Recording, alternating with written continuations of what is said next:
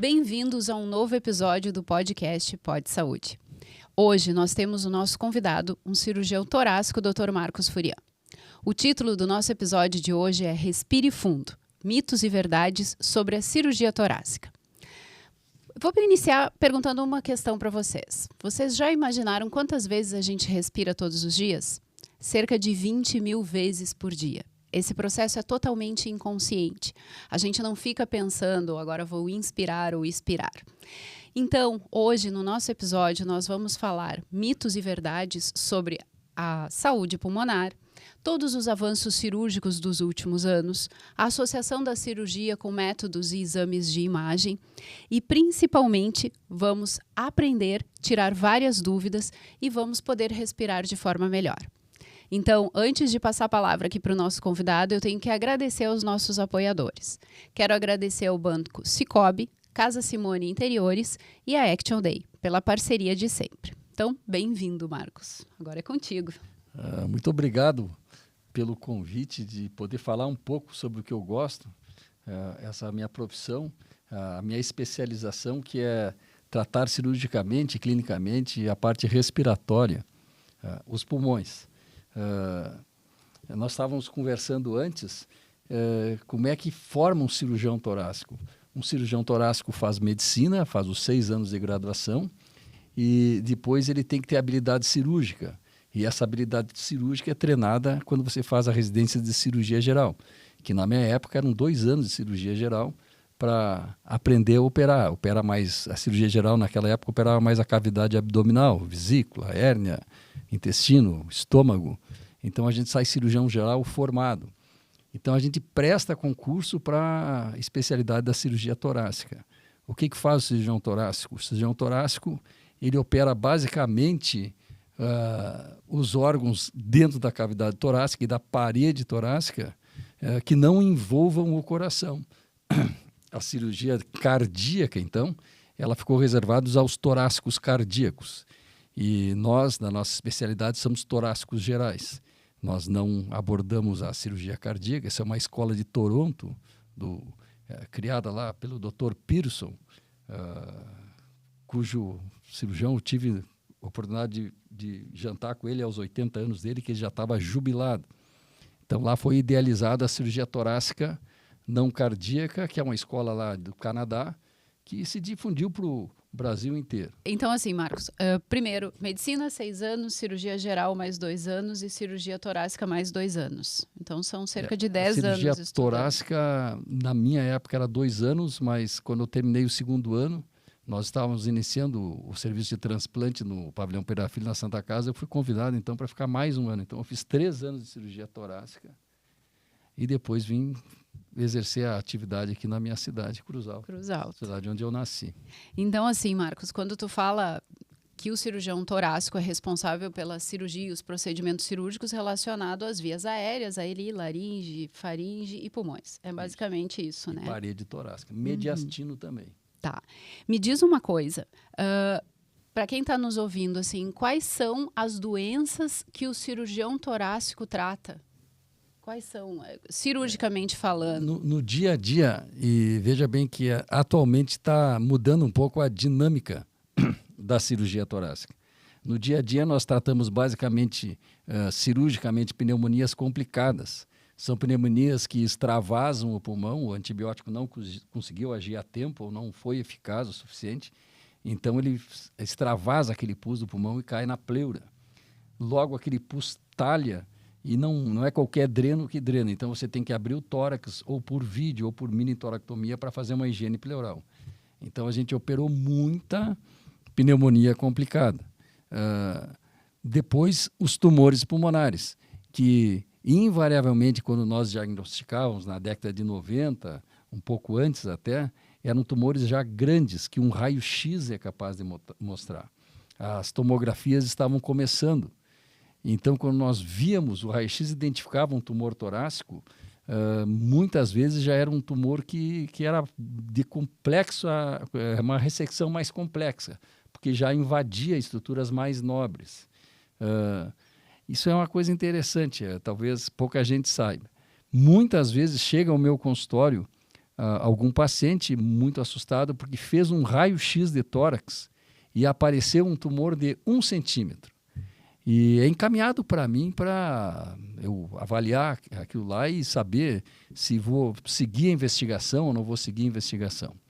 De antemão, eu já tranquilizo um paciente, porque um câncer de pulmão, que é o que realmente assusta, ele não tem densidade radiológica, eu acho que dá para entender o que eu estou falando, para aparecer num raio-x de tórax. Então, se um raio-x de tórax mostra um tumor pulmonar de 1 centímetro, isso não é um tumor de pulmão. Isso é uma cicatriz, tem cálcio, é algo que já está sepultado pelo organismo, já está isolado. Já aconteceu, teve alguma atividade em uma época, simplesmente foi resolvido e o próprio organismo vai, entre aspas, sepultando aquilo e então vai vendo o cálcio. Por isso que consegue aparecer num raio-x de tórax com um diâmetro de 1 centímetro. Os tumores, para aparecer no raio-x de tórax, têm que ser maiores. E é por isso que há 20 anos atrás, quando nós operávamos um tumor, nós já íamos preparados para uma encrenca maior. Atualmente, com as tomografias, a gente pode ver lesões de 0,3, 0,4, 0,5, 0,6 centímetros, 6 milímetros. E é uma coisa, é um paradoxo até. Atualmente, o nosso maior desafio é indicar, é realmente suspeitar que aquela lesão possa ser um tumor de pulmão. Mas se a gente identifica pela tomografia que uma lesão está crescendo, que é um dos sinais, e tem algumas características radiológicas na tomografia que faz a gente abordar essa lesão e ressecar precocemente, né? Sempre é câncer de pulmão, quando não é porque vai virar câncer de pulmão, ela já nasceu câncer de pulmão, mas muita dificuldade que nós temos é achar essa lesão. A gente abre o tórax ou faz por vídeo e você não consegue palpar a lesão. São lesões em vidro fosco que têm a mesma consistência do parênquima pulmonar, que é uma esponjinha. É como se você colocasse 3 milímetros de líquido dentro da esponja e tentasse palpar a esponja e achar onde é que está o líquido. Você não acha. Então, atualmente, uma dos desafios, uma das dificuldades nossas, a gente chama de challenges, é encontrar e ressecar realmente a lesão que a gente operou. É uma coisa que há 20 anos atrás eu não imaginava. O meu challenge, o meu desafio era ressecar completamente um tumor. Atualmente, devido ao tamanho dos tumores que nós estamos operando, devido ao avanço da imagem com a tomografia e a difusão de pacientes fazendo tomografia, está chegando muito casos bem iniciais e nosso desafio é achar. Eu desenvolvi uma técnica aqui em Cruz Alta que joga uma boia de salva-vida nisso. Porque a gente colocava o vídeo, você coloca uma câmera dentro da cavidade torácica e você vê a superfície pulmonar. E por uma pequena incisão, você coloca um dedo ou outro e vai tentando palpar para achar aquela lesão. É bem difícil, né? E o que nós fazíamos? Foi publicado injetar azul de metileno nessa região pela uma tomografia, você coloca uma agulha e bota azul de metileno. Só que o azul de metileno, aí fica fácil de enxergar, só que o azul de metileno se espalha muitas vezes. É colocado, às vezes, contraste radiológico, e você pega um transdutor e usa o contraste. São várias alternativas. Com a robótica tem outra substância que se coloca que o robô consegue identificar. Mas no caso de colocar esse azul de metileno ou o por uma punção pela tomografia. Consegue daí remover aquele pedaço? Sim. Você remove. Porque é tipo uma esponja que tu vai remover aquele pedaço. Sim, aí é a cirurgia em si. Mas o problema é saber onde está a lesão, localizar. Então, eu idealizei aqui em Cruz Alta, já publiquei isso no Congresso Brasileiro de Cirurgia Torácica, no Gaúcho. Na hora da tomografia, antes de operar, imediatamente antes de operar, eu tenho levado esse paciente à sala de tomografia e com uma agulha comprida, eu aspiro 2, 3 ml de sangue do paciente, do próprio paciente, e punciono a lesão orientado pela tomografia e injeto na região do tumor 2, 3 ml de sangue. Aquilo causa um hematoma no local, que não espalha que nem azul de metileno, e fui ovacionado. É uma coisa barata que qualquer centro cirúrgico, o centro que tenha cirurgião torácico é capaz de fazer, e resolve. Para mim, resolveu todos os problemas que, há um tempo atrás, quando eu levava um paciente de dentes ao bloco, como é que eu vou achar? Ficava naquela, como é que eu vou achar esse nódulo? E comigo nunca aconteceu, mas com alguns colegas, é clássico isso. O paciente é operado, é retirado um segmento do pulmão e uns tempo depois é feito lá uma tomografia e o nódulo suspeito está lá, foi ressecado uma área vizinha que não tinha a doença. Isso é bem possível. Tá, Marcos, deixa eu só perguntar aqui para ficar claro, assim, vamos supor que tem alguém que está ouvindo a gente, fez uma tomografia e tem um nódulo de 0,5 centímetros, tá? Fez um achado, exames de rotina tem um nódulo lá. Todo nódulo deve ser puncionado, deve ser ressecado. Como é que tu faz na tua rotina? Assim, tu pede para o paciente voltar? Como é que tu faz? Muito boa pergunta. E esse é o nosso dia a dia. No meu consultório, vários casos por semana é essa situação. Quando chega alguém com um nódulo a gente chama de subcentimétrico, ou que tem 1 centímetro, que tem 1,5, 2 centímetros, um nódulo que nunca apareceu. Porque esse paciente não é assim, todo mundo faz tomografia de tórax. Por algum motivo ele fez uma tomografia de tórax. Por ter uma dor, porque resolveu fazer, por um check-up, porque fuma. Por algum motivo ele fez uma tomografia de tórax e aparece uma imagem. Tá? Então tem várias características que nos norteiam, tanto os radiologistas torácicos quanto os cirurgiões que operam isso, os cirurgiões torácicos. Tá? Bom, esse nódulo não tem característica especial nenhuma, ele tem densidade de partes moles, é tipo a densidade do músculo, ele pode ser um tumor. Tá? Então o que nós vamos fazer? Como ele tem meio centímetro, 1 centímetro, menos de 1 centímetro, a gente faz uma tomografia um tempo depois, 3 meses depois, 2 meses depois, 4 meses depois, no mesmo aparelho, para ver se esse nódulo cresceu. Uma vez ele tendo crescido, ele tem que ser retirado, porque se cresceu é doença em atividade, é a doença mais comum de um nódulo pequeno crescendo assim, um pouquinho mais crescendo, é um tumor de pulmão. O nódulo pode ser, por exemplo, esse nódulo é calcificado. Se ele tem cálcio e é calcificado, ele é benigno, não precisa fazer nada. É uma cicatriz. Bom, existem agora, com a Covid apareceu muito, e muita gente fez tomografia por causa da Covid. Então surgiu uma imensidade de nódulos para nós avaliarmos. Até hoje chega nódulos no meu consultório para mim avaliar. Existe uma característica do nódulo, que é o nódulo em densidade de vidro fosco. É aquela esponja molhadinha que eu falei antes. Quando ele é um vidro fosco puro, só vidro fosco, a gente deve fazer uma tomografia 2, 3, 4 semanas depois. Por quê? Porque virose, tem uma série, a Covid dava isso, tem uma série de doenças que dá nódulo em vidro fosco. E o que eu quero com uma tomografia um tempo depois? Se esse nódulo não desapareceu, 3, 4 semanas depois, é muito provável que seja um tumor. Esse e notem bem, são casos totalmente assintomáticos de um exame feito por qualquer outro motivo. Porque esses nódulos não são capazes de dar sintomas, são iniciais. Mas eu não sinto nada, doutor. Por que o senhor está dizendo que eu posso ter um tumor? É difícil essa conversa. Mas é aí que a gente tem que agir, que é aí que esse paciente vai ser curado. Falando em Covid, tu foi um dos médicos que mais trabalhou na Covid, que estava na linha de frente e se dedicou muito no tratamento, no acompanhamento dos pacientes. O que mudou na tua vida, isso, depois de todo esse tempo que foi muito exigido da tua parte como médico, e tu vê ainda muitas sequelas da Covid no teu consultório? Eu não vejo muitas sequelas da Covid. Tá muito confuso isso na literatura. A gente já não... Com a Covid, parece que houve uma repartição na ciência. Então, alguns taxam... Quem tinha uma opinião era taxado de contra a ciência e as pessoas mais à esquerda a favor da ciência.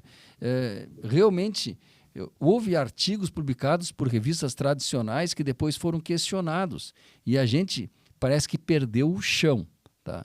O que eu vejo no pós-Covid em relação a várias coisas? parece que o sistema imunológico de muita gente com a Covid mudou um pouco. A gente está vendo um pouco mais de doenças autoimunes, a gente está vendo um pouco mais de doenças vasculares, tromboses, né, com tudo isso. Agora, se isso não era pesquisado antes, é muito difícil dizer, porque a gente está numa cidade pequena aqui. Eu não sou cientista, eu não estou na estatística, e a gente não vê falarem muito disso, né? Mas eu observo no dia a dia do meu consultório que existem muitas tromboses, vasculites, doenças imunológicas como lúpus, esclerose múltipla, e isso a gente não via tanto antes da Covid. E esse vírus, ele mudou, ele causou sequelas, parece ter causado sequelas, né, no nosso sistema imunológico. Associado também às terapêuticas que surgiram. Então, é muito difícil cravar uma ideia de o que está acontecendo, mas parece que ou avançou a medicina, nós estamos começando a identificar mais doenças, ou realmente aumentou a incidência dessas alterações do sistema imunológico aí, e do sistema vascular, dos endotélios. Quando aconteceu esse problema de um paciente que teve esse problema fulminante no pulmão, foi um áudio teu que tu colocou uma mensagem que tu tinha ficado uma noite inteira tentando oxigenar a paciente. E eu fiquei pensando, quando tu falou desses 10, 12 anos de formação na medicina, essa tua disponibilidade, que tu, tipo assim, tu tentou até o último minuto dentro do que tu podia fazer para salvar uma paciente, que era uma coisa difícil de ser encarada ali, não sabia direito o que era. O que te deu essa força de tu ficar ali uma noite inteira tentando oxigenar, tentando resolver? Bom, aí entra tudo, né? Entra a formação, entra caráter, e entra, não vou dizer pegada, mas entra a vontade de não desistir. Essa menina entrou conversando, falando e com muita falta de ar no hospital. Foi encaminhada à UTI, e na UTI eu fui acionado lá para olhá-la, porque ela tinha internado para mim. Mas ela já não conseguia respirar no ar ambiente, ela estava com uma máscara que enriquece o ar de oxigênio, mas mesmo assim, ela lúcida não conseguia respirar. Que desespero, né? Não conseguia oxigenar o suficiente, ela respirava, ela puxava o ar, mas aquele ar não conseguia ter concentração de oxigênio para oxigená-la. Aí eu comentei com o plantonista que me pediu, vamos entubá-la. Quando a gente entuba um paciente, a gente coloca um tubo pela boca, entra na traqueia e é insuflado, então, o oxigênio a 100%, a 80%, a 70%. Para o povo que é leigo aí entender, quando nós estamos respirando aqui naturalmente, e aqui tem 20%, o ar atmosférico é 20% de oxigênio. Quando vocês vão no hospital, vem um paciente lá com aquele óculos nasal, aquela coisinha que vai pelo nariz, aquilo ali é cada litro, está a 1 litro por minuto o óculos nasal, aumenta 4%, então está respirando 24% de oxigênio. 2 litros, está respirando 28% de oxigênio. Mais que 5 litros não adianta botar 10 litros. 5 litros dá 40% de oxigênio. Então, o ar, a fração de ar tem 40% de oxigênio. Aquela paciente estava com uma máscara de Hudson, é um tipo de máscara que tem um reservatório embaixo. Aquilo a gente a 10, 15 litros, que é o máximo que ela consegue ser eficaz, consegue 80, 90, até quase 100% de oxigênio, mas mesmo assim ela estava roxa. Aí, nessa situação, a gente tem que entubar o paciente. Tem outra conta que a gente faz. Quando o indivíduo respira, a respiração é uma coisa natural. Ninguém cansa respirando. Você respira. Se começasse aqui a introduzir que nós respiramos 20 mil litros por dia. 20 mil vezes por dia. É em torno de 16, 17 mil litros nas condições normais de temperatura. Você não correu, você não fez exercício. Você respira cerca de 500 ml cada vez que respira, umas 14, 15, 16 vezes por minuto, dá 8 litros por minuto. Vai a 16 mil litros de ar. Mas isso não cansa. É um equilíbrio para oxigenar e para exalar gás carbônico. Bom, nós tínhamos que entubá-la. E na hora de entubar, eu entubei ela acordada, porque se eu anestesiasse ela para entubar, botasse sedação, possivelmente ela teria um mau desfecho, porque ela estava assim no limite da possibilidade. Então foi colocado anestésicos locais, ela abriu a boca e ela me disse assim: doutor, ou tio, porque ela tinha pouca idade, 16 anos, não me deixa morrer. E eu disse para ela que ela não ia morrer. E isso fica na cabeça da gente. Na Covid, eu me emociono porque teve muita gente que eu tive que entubar. E teve gente que eu deixei fazer uma ligação para a família antes de ser entubado. E a regra na Covid era, a maioria dos pacientes que eram entubados, poucos conseguiam dar a volta. Porque era uma coisa que todo mundo sabe, era um desfecho horrível a Covid, mas tinha que entubar, porque senão morreria antes. Ninguém ia entubar para o paciente ter mais desfecho, era mais uma alternativa para dar um tempo da doença dar volta. E que ela me olhou nos olhos e eu disse: não, eu não vou deixar tu morrer. Então, ela foi entubada e essa doença fazia ela sangrar pelos brônquios e sangrar pelo rim. Os rins estavam paralisados e o sangue coagula. Para o pessoal ter uma ideia, 150 ml de sangue afoga nosso sistema respiratório. Entre traqueia, brônquios, bronco principal, vai dividindo, dá 150 ml. Então, quando sangra dentro do nosso sistema respiratório, a gente se afoga em sangue.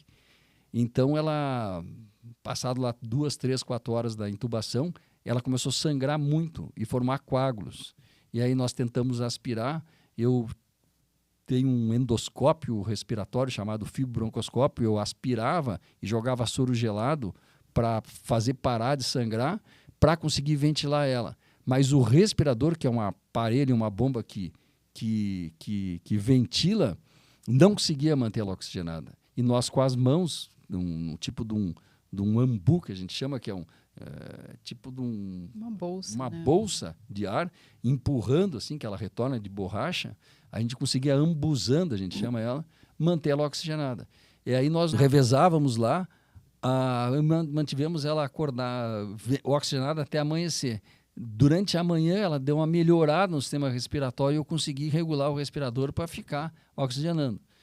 No final daquele dia que nós amanhecemos ventilando ela, a mãe dela me perguntou se havia alguma outra coisa maior que podia ser feita.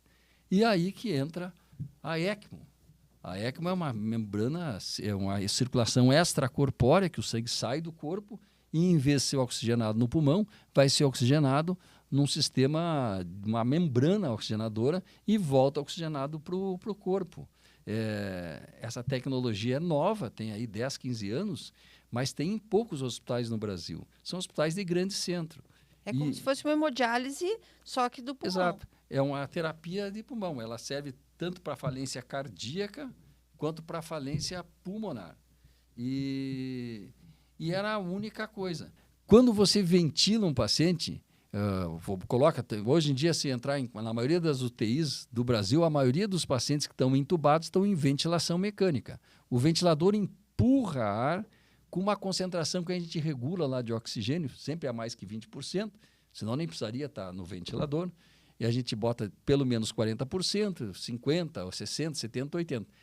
Quando essa concentração de oxigênio é muito alta, perto de 100%, acima de 80%, e quando tem muita pressão para empurrar ar, o pulmão começa a inflamar em decorrência dessa terapia. Então, o paciente precisa daquilo, mas devido à intensidade dessa alternativa, o pulmão inflama e entra num ciclo vicioso de inflamação. E aí pode piorar o sangramento, vai piorar a inflamação, vai hepatizar, vai consolidar todo o pulmão, vai formar uma coisa, a gente chama de SARA, chama pulmão de choque. Bom, então, há um tempo atrás, foi criado a ECMO. A ECMO, você deixa o pulmão descansando, você faz só, ventila standard, o pulmão de uma maneira, pouco volume, pouca concentração de oxigênio, e quem vai fazer a função do pulmão é essa máquina, essa membrana oxigenadora. É uma extracorpórea que já tem desde o início da cirurgia cardíaca. Só que aquela circulação extracorpórea, que tinha nas cirurgias cardíacas antigas, não pode ficar mais que 8 horas que dá encrenca. Essa ECMO, o paciente com essa membrana oxigenadora diferente, que é evoluída, o paciente pode ficar um mês naquele sistema, depois troca a membrana, fica mais um mês. Tem paciente esperando órgão, pulmão ou coração há meses na ECMO esperando. E dá tempo, então, para desinflamar aquele pulmão que se continuasse naquela terapia, certamente o desfecho seria ruim. É muito grave a situação, ainda pode ter desfecho ruim, mas foi a alternativa que eu achei de oferecer tudo para essa menina. Foi pedido tudo, e eu tinha prometido para ela que ela ia ter tudo.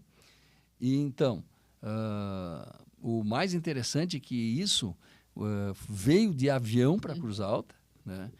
E para ajudar, era um domingo, não parou de chover nem um minuto naquele domingo. Estava fechado o nosso aeroporto aqui, que é muito bom aqui de Cruz Alta, é elogiado. Então, eles disseram, não tem condições de voo, não tem condição de teto em Cruz Alta. Aí eu dei a alternativa para pousar, liguei para Santo Ângelo, tinha teto em Santo Ângelo, e falei para a equipe de resgate aérea, né, que não, vamos para Santo Ângelo e e a ambulância vai a Santo Ângelo, pega o aparelho, instalamos o aparelho e vai a Santo Ângelo. Aí eles, não tem condições clínicas. Aí eu tive um embate lá, disse, não tem nada a ver, nós vamos colocar nessa corpórea aqui e daí ela vai ter condições clínicas para ir de via terrestre até Santo Ângelo. Acabei na briga conseguindo a liberação, aí eles aceitaram fazer a remoção. E veja só, naquele dia choveu domingo inteiro, segunda inteiro, eu acho que foi parar de chover na terça. Se eu não tivesse brigado, não foi só. Além de eu ter conseguido a equipe para trazer a máquina de ECMO para cá, eu tive que, não foi assim normal para conseguir transferir, eu tive que brigar com o transporte aéreo para... Foi tudo na queda de braço. Foi tudo na queda de braço. E foi aí domingo à noite, ela saiu daqui pelas 8, 9 da noite e chegou lá.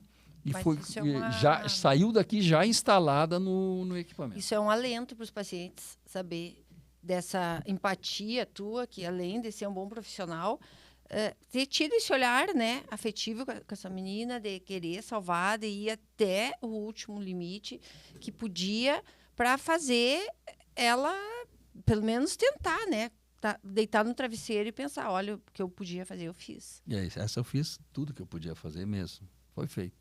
Né? Nem sempre a gente consegue fazer tudo.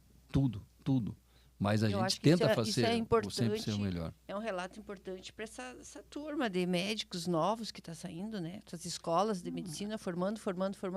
Muita gente fazendo, talvez por um glamour, virou moda, e talvez não tenha essa medicina raiz, né? De ter que ficar até o último minuto. Não, eu acho que é como tu falou, Gia, um alento, né? Porque tu saber assim, né? A gente sabe, olha, tem um respirador aqui, é o que nós temos, mas tem mais do que isso. Na verdade, foi trazido, né, o que tinha de melhor.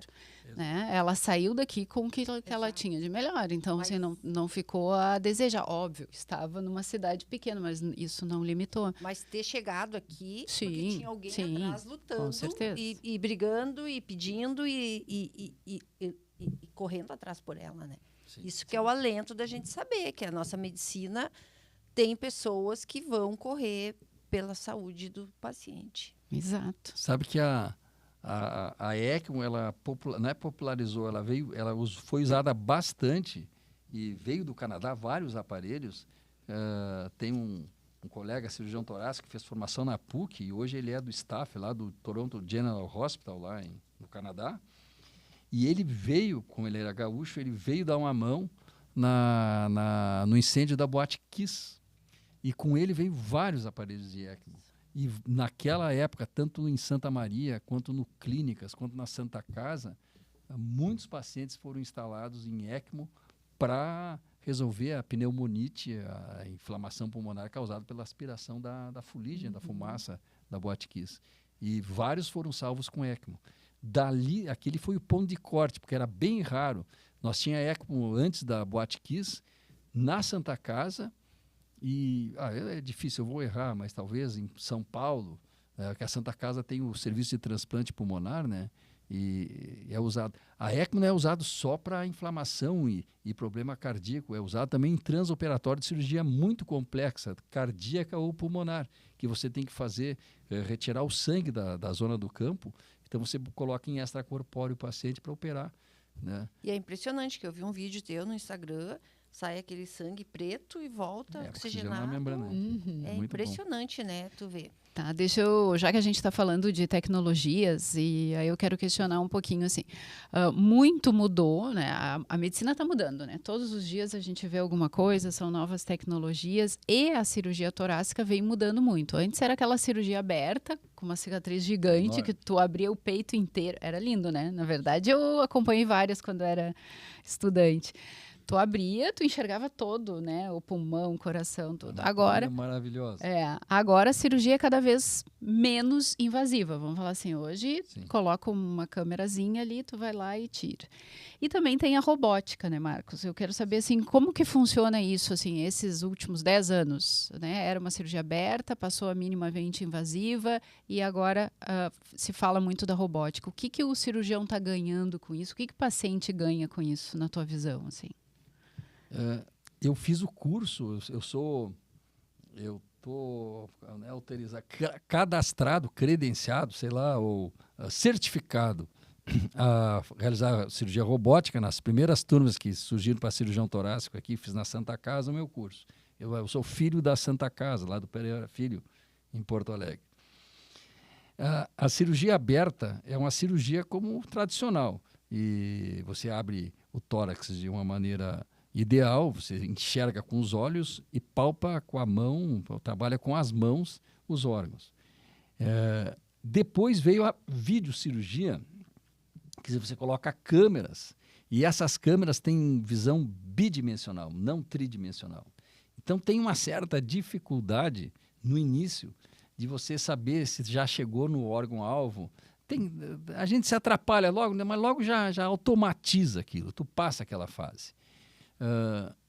A robótica, ela é uma ponte entre a cirurgia tradicional, passando pela vídeo, porque você tem visão tridimensional, assim como a gente enxerga, está acostumado a enxergar, e os instrumentos são o prolongamento das nossas mãos, os nossos dedos. E a gente consegue uma habilidade cirúrgica ímpar com a robótica. Você melhora a habilidade cirúrgica de qualquer cirurgião. Você entra, realmente você mergulha com os olhos dentro da cavidade a ser operada e as mãos ficam com uma precisão maravilhosa. Você pode botar no programa do robô que quando tu abrir 1 centímetro a mão, a pinça vai mexer 0,2 centímetros. Então, a afinidade não tem tremor algum. A mão faz uma volta de 360 graus, a nossa mão não faz essa volta. As pinças, você enxerga de perto que está operando. A cirurgia convencional, às vezes, a gente tem um pouco de dificuldade de visão, né? Opera, às vezes, um pouco às cegas, palpando, né? A robótica, realmente, claro que é mais cara, mas ela é superior a vídeo e é superior à cirurgia convencional, em muitos casos. O problema é o custo. O custo. Os equipamentos, a indústria força muito a barra para isso, mas são vários equipamentos descartáveis, tem kit para isso, kit para aquilo. Então, o custo realmente, às vezes, é um pouco proibitivo para muitas pessoas. Mas as coisas vão evoluindo. Logo no início, o vídeo era um custo proibitivo. Agora, o vídeo está se tornando um custo mais normal. E a robótica vai evoluir para isso. Todo esse avanço aí que a gente está vendo, eu vi isso acontecer, eu vivia todo o avanço da medicina, eu acho que de 200 anos até chegar na minha fase, eu vi todo o avanço. Vem com o avanço, principalmente com o avanço da imagem, né? Quando eu comecei a medicina na década de 80 até 90, nós só tínhamos raio-x. Depois começou a tomografia, depois a ressonância. Depois as tomografias de alta resolução, com 180 canais. Então a imagem, depois agora PET, tomografia com emissão de pósitrons, tudo isso aconteceu. Não tinha ultrassom. nós palpávamos os órgãos abdominais com percussão e com palpação, e ausculta. Era a nossa anamnese, né? Hoje o ultrassom diz o tamanho do baço, o tamanho do fígado, se tem cálculo na vesícula. Eu acho que a medicina assim, evoluiu muito nesses últimos 40 anos. E cada ano tem tanta tecnologia nova da medicina que é 100 anos em um, sei lá, não tem essa conta. É muito rápido. Mas é muito rápido. Mesmo com toda essa evolução tecnológica, né, os avanços da medicina, a prevenção ainda está sendo muito falada ultimamente. Sim. Eu queria que tu nos comentasse sobre o vape, que é uma coisa, a gente até já fez um episódio aqui falando dos cigarros eletrônicos, os prejuízos que causam à saúde, principalmente em adolescente, porque virou moda. Tu recebe muito paciente com problemas pulmonares causados pelo uso desses cigarros eletrônicos? Eu pessoalmente, para mim, não chegou ninguém ainda, né? Mas é que o vape, vou falar bem rápido algumas coisas que eu tenho impressão do vape. O que vicia no cigarro é a nicotina. A nicotina é um estimulante muito fraco, parecido com a cafeína. Só que ela é muito viciante. Quando o indivíduo puxa a fumaça do cigarro, não o vape, vem um monte de fuligem. Essa fuligem, a fumaça, é poeira inorgânica. Junto vem nicotina. A nicotina não faz nada. Nem sei se tranquiliza. Mas abre lá um receptor no cérebro, lá, o receptor da nicotina. Aquilo te vicia. E o grande problema do cigarro é o alcatrão, vamos dizer, aquela fuligem toda que vem junto, que tranca lá nos alvéolos, em alguns brônquios, e o corpo fica o resto da vida tentando destruir aquela poeira inorgânica. E naquela poeira tem substância radioativa, tem substância oncológica, induz câncer, etc. E o organismo fica tentando liquidar com aquela poeira. Aí alguém teve a ideia de fazer as pessoas aspirarem nicotina sem a fuligem do cigarro, sem a fumaça. Aí entra os vapes, né? Pareceu até, vai ser bom, porque aí não vai ter fumaça, né? Porque a nicotina não tem problema nenhum. Só que nós estamos associados psicologicamente, para te ter nicotina, tu tem que acender o cigarro e fumar. E esse dia eu estava vendo uma usuária de vape falar assim, porque o vape tem mais nicotina e vicia mais. Por quê? Porque quando o fumante acende o cigarro, ele vai tomar um cafezinho. Não, mas eu gosto de fumar um cigarro quando tomo um cafezinho. Então ele vai lá no lugar dele, para o mundo para ele, né? O mundo dele faz para. Ele toma um cafezinho, acende o cigarro, fica lá filosofando na cabeça dele, sentindo, puxando, largando a fumaça. Mas aquilo tem início, meio e fim. Dura o tempo de um cigarro, que é 1, 2 minutos, sei lá qual é o tempo de fumar um cigarro, né? O vape só tem início e não tem fim. O vape não acaba. Então a pessoa senta lá, não tem mais aquela parada para fumar, ele está trabalhando, claro, às vezes é proibido em tal lugar, mas tem lugares que não é proibido, porque é legal, na boate e tal. O cara puxa a fumaça, sei lá, aquele vapor, sem parar. Vai um horror de nicotina para dentro e vicia demais. Esse vapor do vape que é o problema, porque não tem fuligem da fumaça. São óleos, são substâncias que podem causar fibrose pulmonar. E depende do sistema imunológico, ninguém sabe se tem aquele gatilho ou não, pode ativar um gatilho de uma reação fibrosante no pulmão, que vai para... Esses dias eu fiquei sabendo lá da Santa Casa, me contaram de um rapaz jovem, que por causa do vape foi para a ECMO, que nós estávamos falando agora dessa menina. Em questão de 4, 5 dias, inflamou o pulmão de uma maneira que aí foi para respirador, o respirador não resolveu, também avião, pegaram em Vacaria esse rapaz, e ele ficou não sei quanto tempo na ECMO lá, até desinflamar o pulmão. Então, e isso tem acontecido, fibrose pulmonar, aumenta o vício da nicotina, volta para o cigarro, gente que estava fora do risco de fumar, por ser legal e tal, com as turmas de adolescentes, iniciam no vício da nicotina por causa do vape, e aí depois se fala mal do negócio, aí vai para o cigarro. É uma desgraça. Tem que ser combatido e, felizmente, no Brasil está proibido. E a gente tem um episódio muito interessante, com bastante informação, exatamente sobre os cigarros eletrônicos e os riscos para a saúde. É só procurar lá no YouTube. Faz muito mal. Marcos, como o nosso foco aqui do podcast é prevenção e a gente quer passar essa ideia, e aí a Gi perguntou algumas coisas relacionadas à prevenção, eu quero falar contigo sobre a prevenção e o rastreamento do câncer de pulmão. Tá? Recentemente, eu digo em 3, 4 anos atrás, a gente nem falava muito de rastreamento de câncer de pulmão. Para as pessoas entenderem, assim, o rastreamento para o câncer de mama, com a mamografia, o rastreamento do câncer de próstata com PSA e o toque retal, e para o pulmão pode sim ser feito tomografias. Né? Como é que é isso? É a tua realidade? Tem pessoas que chegam pedindo isso? Eu estou perguntando porque assim, recentemente uma amiga, uma conhecida, mora em Porto Alegre, então um centro grande, foi na gineco e conversando com a ginecologista, ela disse, eu quero fazer a prevenção para o câncer de pulmão. E a ginecologista ela disse que não precisava, que não tinha essa ideia. Então, para te ver a dificuldade, né, que mesmo nos grandes centros a gente não tem essa ideia de rastreamento para câncer de pulmão. Como é que funciona isso para ti? Como é que a Sociedade Brasileira de Cirurgia Torácica fala sobre isso? Tá havendo agora uma força-tarefa sobre isso. Por quê? As respostas nunca são simples, né? Na década de 80, na Clínica Mayo, nos Estados Unidos, se pensou em rastreamento com raio-x de tórax.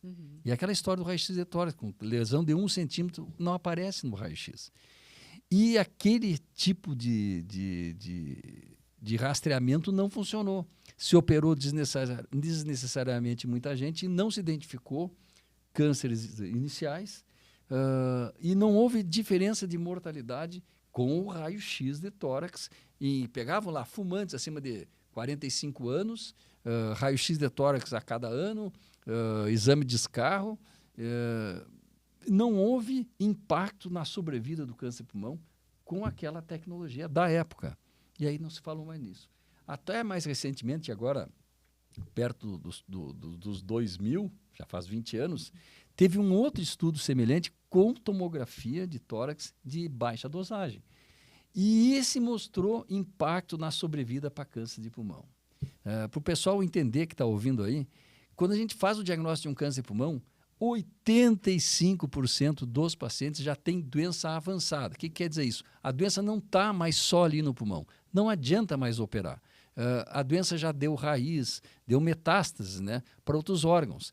Então, a gente consegue trabalhar para extirpar o câncer cirurgicamente em 15% dos casos. Agora, com o rastreamento novo, que está havendo uma força-tarefa da Sociedade Brasileira de Cirurgia Torácica, junto com outras sociedades de pneumologia, junto com a Sociedade de Radiologia, então está se divulgando que vale a pena fazer uma tomografia por ano em fumantes acima de 45 anos, todos os anos, porque se identificam as lesões precocemente e se consegue mudar o impacto da doença. Não é naquele paciente, é lógico que se muda, mas se pegar a população do Brasil, 200 milhões de habitantes, quantos morrem de câncer de pulmão por ano? Que é o câncer que mais mata.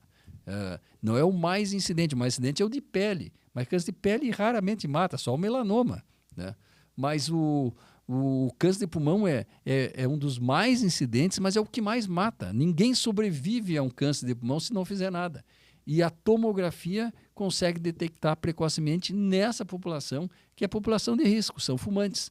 E essa ginecologista que tu citaste, ela não está atualizada nesse aspecto. E muitos médicos não estão. Tem que atualizar os clínicos, as pessoas do posto de saúde, porque no início, numa força-tarefa dessas, é claro que vai dar uma demanda enorme de tomografias e vai sobrecarregar consultórios dos médicos pneumologistas, cirurgiões torácicos, etc.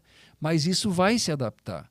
E esses pacientes que forem detectados no início da doença vão ter um desfecho muito melhor do que a meta é não operar, não tentar tratar, que a cirurgia é o tratamento curativo. Só 15% dos pacientes que têm essa doença. A gente, se aumentar em 30% esses pacientes, a gente já dobrou a cura do câncer de pulmão. Mas não tem nem meta nisso. Isso foi identificado que realmente funciona e tem que ser perseguido.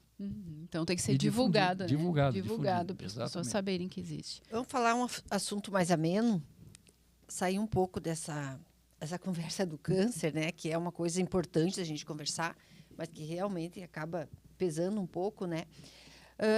A gente sabe que tu faz a cirurgia para aqueles pacientes com hiperidrose. Sim. Quem não conhece, às vezes, aquela pessoa que tem aquele suor excessivo nas mãos, nas axilas, tu vai cumprimentar, tá com aquela mão gelada e suada. Nos conta como que é essa cirurgia da hiperidrose. Essa é uma área que eu desenvolvi bastante, eu sou bastante reconhecido nacionalmente por causa disso. Essa cirurgia, os pacientes que têm hiperidrose é em torno de 1 a 2% da população. São pessoas que as mãos suam demais. A maioria das vezes vão, mas isso é bobagem e tal. Mas quem tem algum familiar, ou tem conhecimento, tem relacionamento com alguém que sofre de hiperidrose, vê que não é bobagem, não. É uma série de dificuldades do dia a dia que impactam muito a qualidade de vida desses pacientes. Pode ser na axila, pode ser nas mãos, pode ser nos pés. E já há mais de um século se faziam cirurgias para desligar a inervação dessas glândulas sudoríparas que suam. O suor ele é feito, a gente sua para regular a temperatura do corpo. Nosso corpo tem temperatura normal, 36,8 por aí. E o suor é um dos mecanismos de regulação do nosso sistema. Alguns pacientes têm uma disfunção nisso, geralmente acompanhada de ansiedade.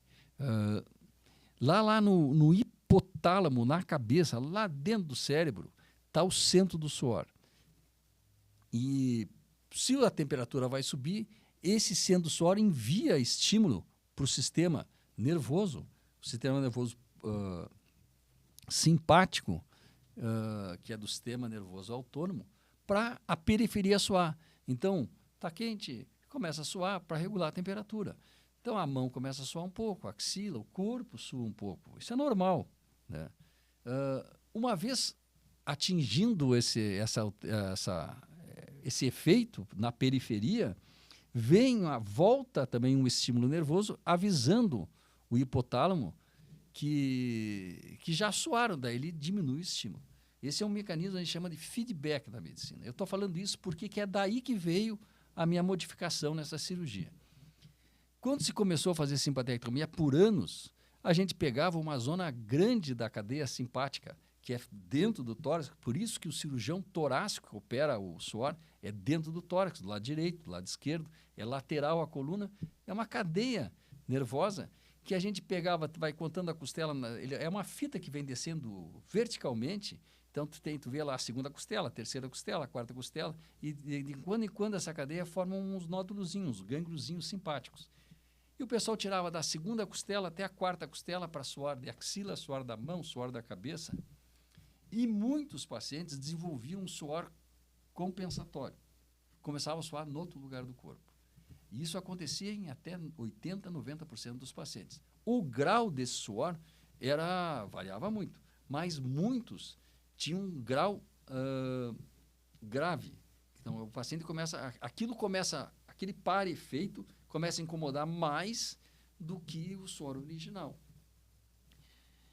Eu, tentando identificar esse problema, estudando essa fisiopatologia, encontrei uns trabalhos de um cirurgião de Taiwan, o Dr. Lin, que ele, errando o nível que ele botava clipes, ele viu que se fizesse só do terceiro ao quarto gânglio funcionava bem, depois só no quarto gânglio e o quinto gânglio funcionava bem, mas os pacientes não tinham tanto suor reflexo ou compensatório, né?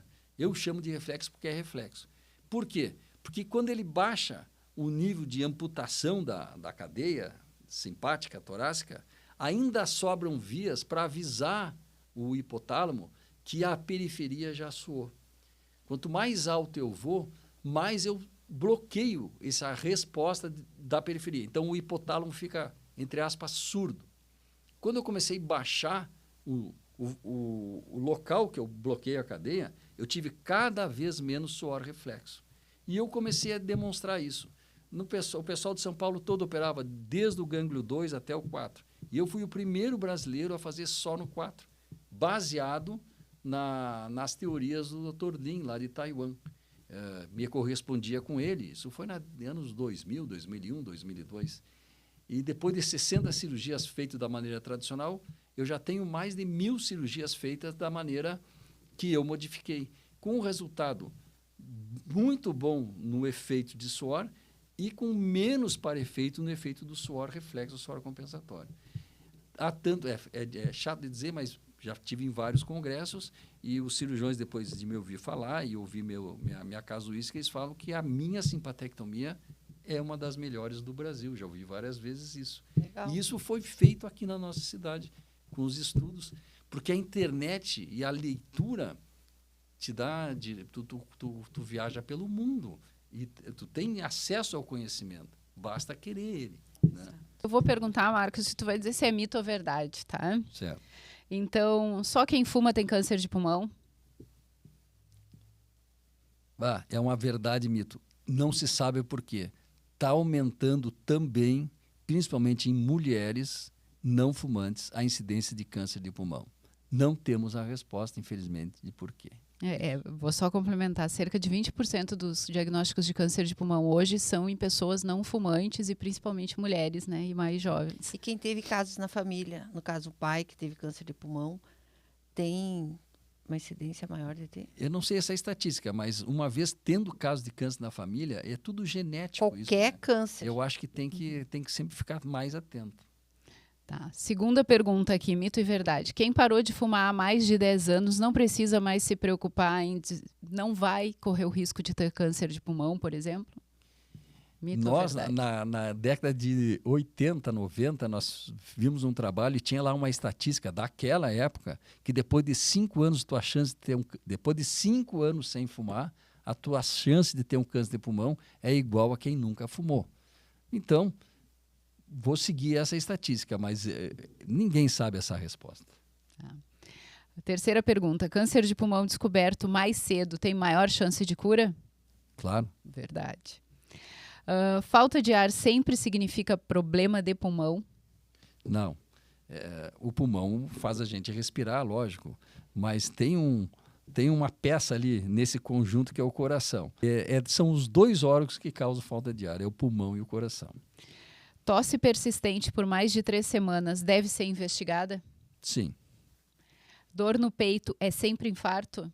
Não. Não, né? Asma dá dor no peito. Pulmão furado só acontece em acidentes graves?